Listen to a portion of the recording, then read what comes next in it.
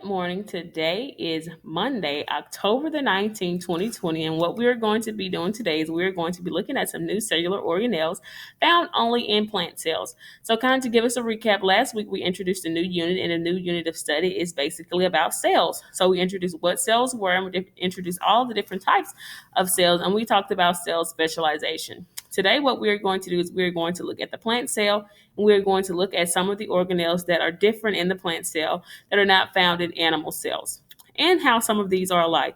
But to start off, I want to give us a basic review because remember, at the end of this week, you will be having a little quiz over cellular organelles, and these will include both plant and animal cells. So it is very important for us to have this firm understanding of the organelles and their function as they relate to each specific cell type.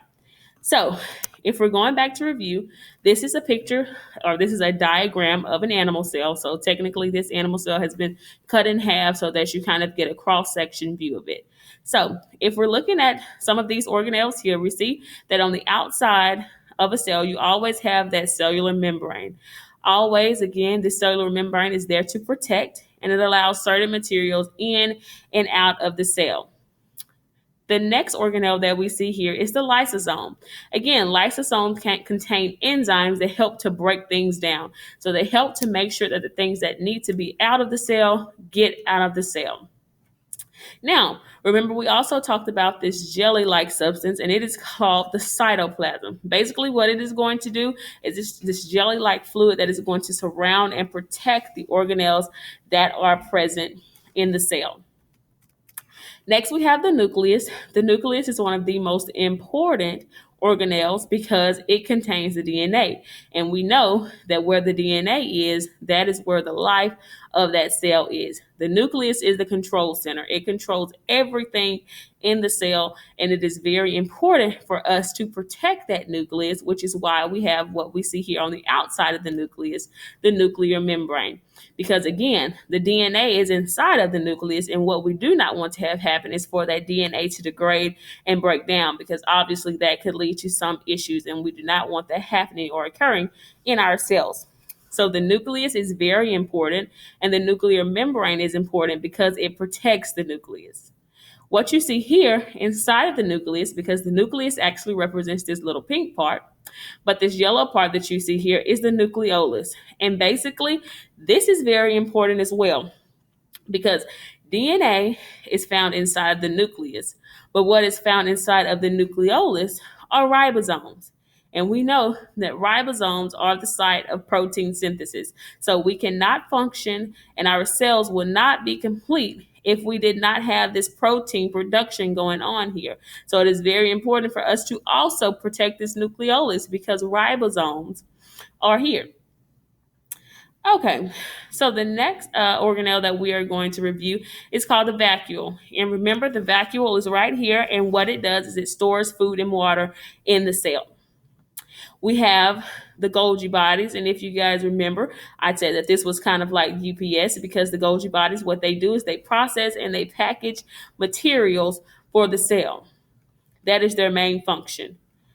And if you look here, you will see the mitochondria. Again, the mitochondria is referred to as the powerhouse of the cell because it is where energy is produced. Energy in the form of ATP, which is adenosine triphosphate. So basically what this is going to do, what's going to occur in the mitochondria is food is going to be broken down. And what that food is going to do is it is going to lead to the production of energy in the form of ATP.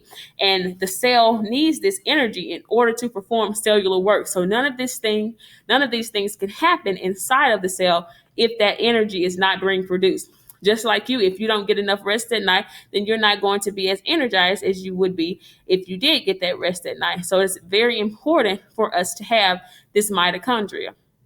It is also important for us to realize that the mitochondria, the number of mitochondria in different types of cells is different. Again, I believe in class we used the reference of a leg cell versus a finger cell. So of course, it would be more advantageous for us to produce more mitochondria in our leg cells than it would be in our finger cells, because typically most people use their legs more than they use their fingers, because our legs are used for movement and for walking, and we do that typically on a daily basis for extended periods of time during the day. So obviously the muscle cells in our legs are going to produce more mitochondria than those in our fingers, because we do not typically use those as much.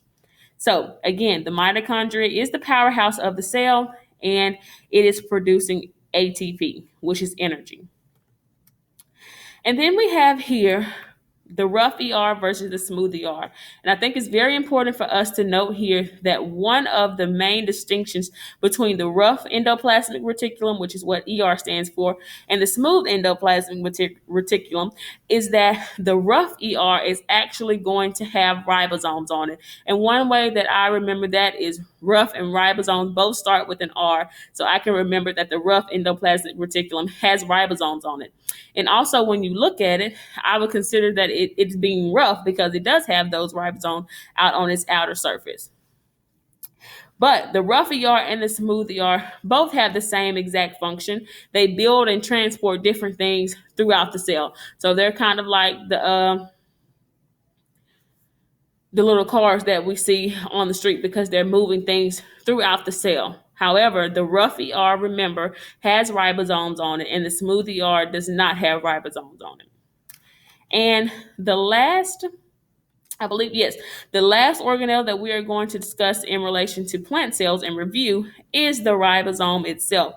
So these ribosomes, again, are extremely important because ribosomes are where proteins are synthesized. So protein synthesis occurs in ribosomes. And again, we cannot live without these proteins. So ribosomes are extremely important, which again is important for us to protect our nucleolus, because this is where ribosomes are made. Now, this is something that we have not discussed yet. So what we're going to talk about now is our plant cells. So plant cells, in many ways, they share some of the same organelles, but it is also different because some of the organelles, obviously, as you can see in size, are different, and we have some new organelles that we have been introduced to. So here we go. I'm going to make this a little bit smaller. So again, we have a cell membrane. Well, first I'll start here.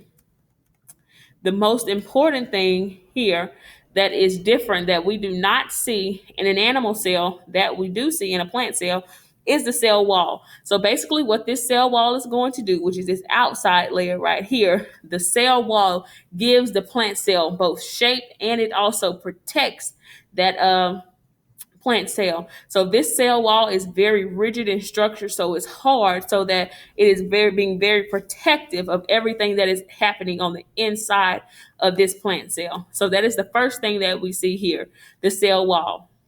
Again, we also have a cellular membrane. Just like in an animal cell, we have a cellular membrane in a plant cell.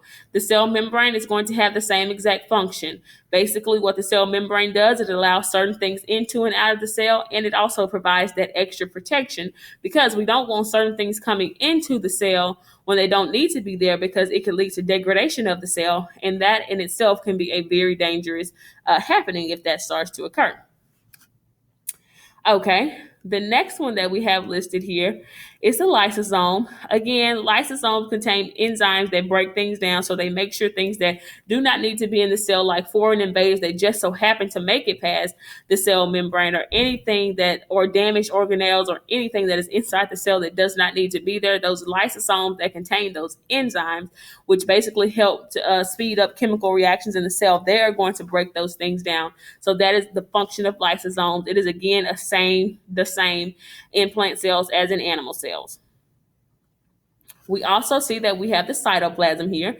Again, many of these organelles are going to have the same exact function in plant and animal cells, and the cytoplasm is one. So the cytoplasm is still that jelly-like substance, and it's going to make sure that the organelles are protected. The nucleus is a big old control center. We know that the nucleus controls every single thing, and even in plant cells, what is found in the nucleus is DNA. The nuclear membrane is there for protection. Remember, I said that anything that has a membrane at the end of it is typically going to be used for protection to protect whatever it is in front of that. So it says cell membrane here, it protects the cell. Nuclear membrane, it protects the nucleus and everything that is inside of the nucleus. Okay, again, the nucleolus is responsible